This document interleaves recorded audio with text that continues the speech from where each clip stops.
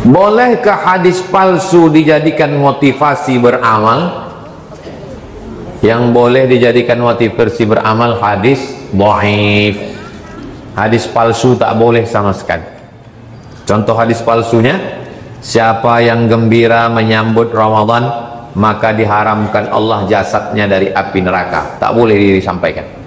Hadis palsu hanya boleh disampaikan sebagai contoh. Boleh. Contoh hadis palsu itu boleh. Man fariha bidukhuli Ramadan haramallahu jasadahu 'alan niran. Udah saya tulis itu di Riau Pos. Bagaimana Ustadz? Ada yang mengatakan boleh kalau tidak dinisbatkan ke Nabi. Kalau tak dinisbatkan ke Nabi bukan hadis namanya. Kalau ada orang mengatakan hadis, hadis itu berarti ma udhifa ila Nabi sallallahu alaihi wasallam min qaulin aw fi'lin aw taqririn aw sifati khalqiyatin wa khuluqiyatin, itu hadis. 5 perkara yang dinisbatkan kepada Nabi itu hadis. Yang pertama qaul, ucapan, cakap Nabi. Yang kedua fi'il, perbuatan Nabi.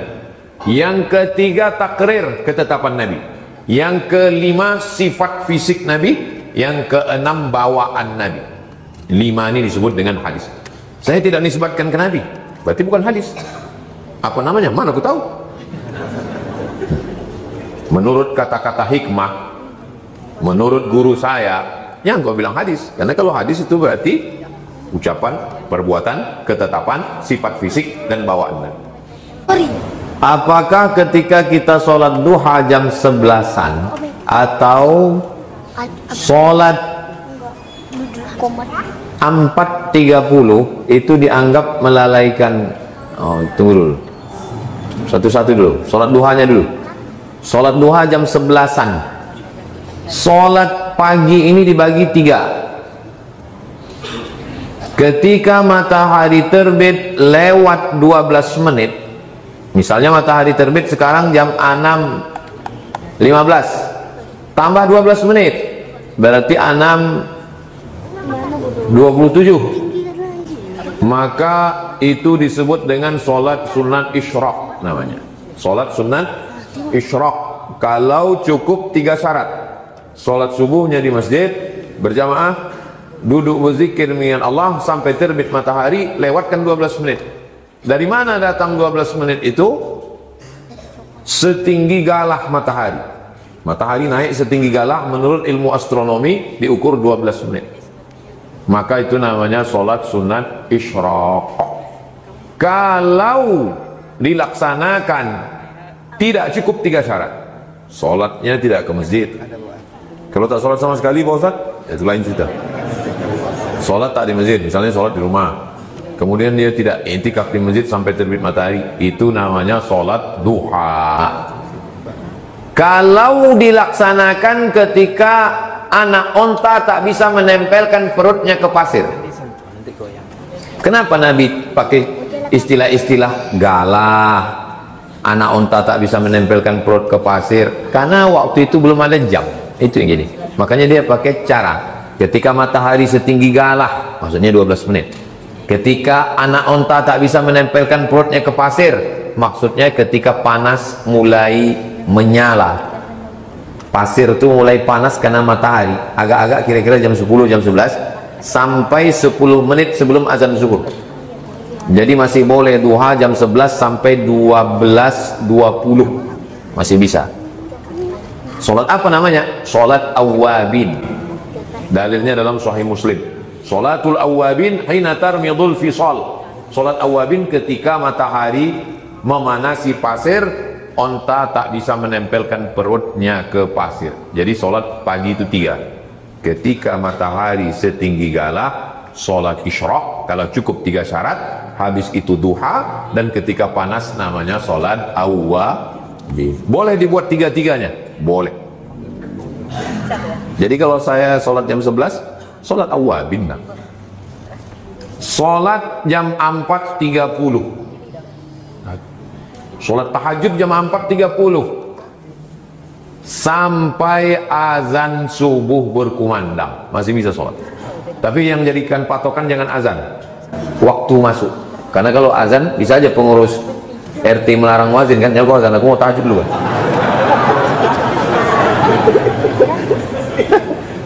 Datang Pak JM, dilarangnya mau azan, jangan azan dulu. Kalau azan nonjok loh. Jadi tak bisa dijadikan patokan azan. Yang dijadikan patokan adalah waktu masuk.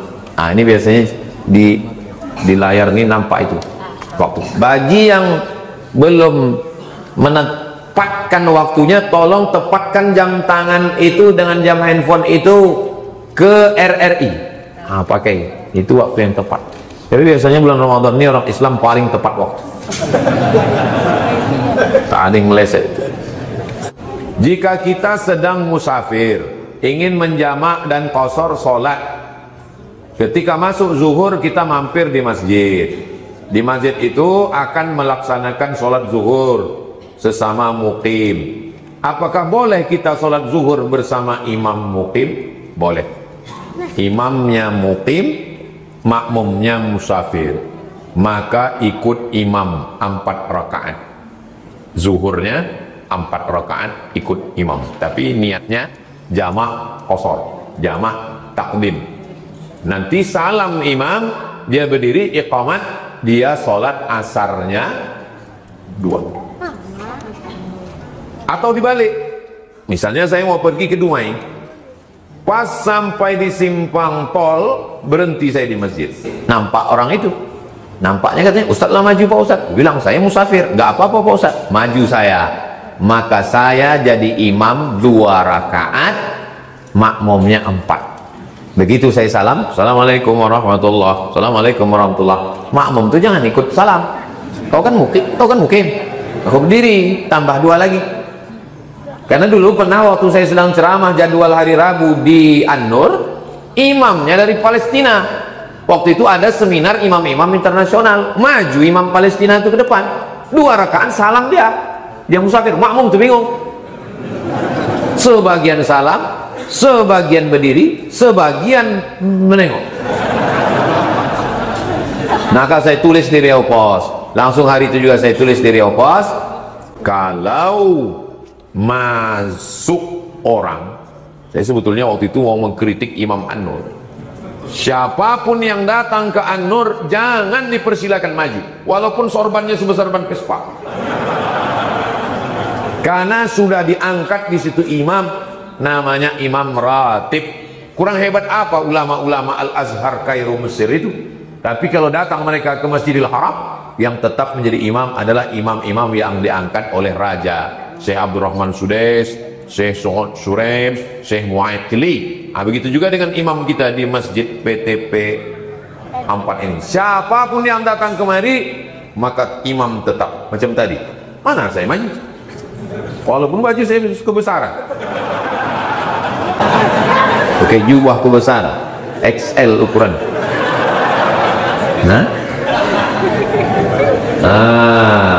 Apakah boleh kita sholat zuhur bersama imam mukim? Boleh. Ikut saya mukim 4. Jangan 2 rakaat salam. Kemudian asarnya kita jamak ke zuhur lalu di qasar. Ya, habis itu asarnya 2 rakaat jamak qasar, jamak takdim. Atau kita menunggu orang mukim selesai sholat. Iya, selesai 4 rakaat. Selesaikan dengan imam itu 4 rakaat. Tidak boleh imam itu dipotong di tengah. Tak boleh waktu tasawuf awal tuh, Assalamualaikum warahmatullahi, Pak Imam, aku musafir Pak Imam. Tak boleh, kau selesaikan imam. Mana dalilnya? Ju'ilal imamu liyutamma bihi, imam diangkat untuk diikuti, bukan untuk dilawan.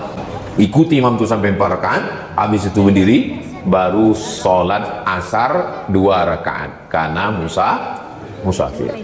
Apakah boleh kita sholat sendirian qasar dan jamak saat sholat mukim berlangsung? Masuk kita ke masjid, orang itu sedang sholat pula kita sendirian, tinggallah pahala berjamaah 27. Masuk kok ke situ 27, ini sendirian, bagus 27. Aku nggak suka rame-rame Pak Ustadz. Yang bodoh lah kau, ikutlah sama dia, ikut sholat berjamaah, pahala itu 2 rakaat cuma. Sholat udah selesai, baru sholat sendirian, sholat asar 2 rakaat. Jelas?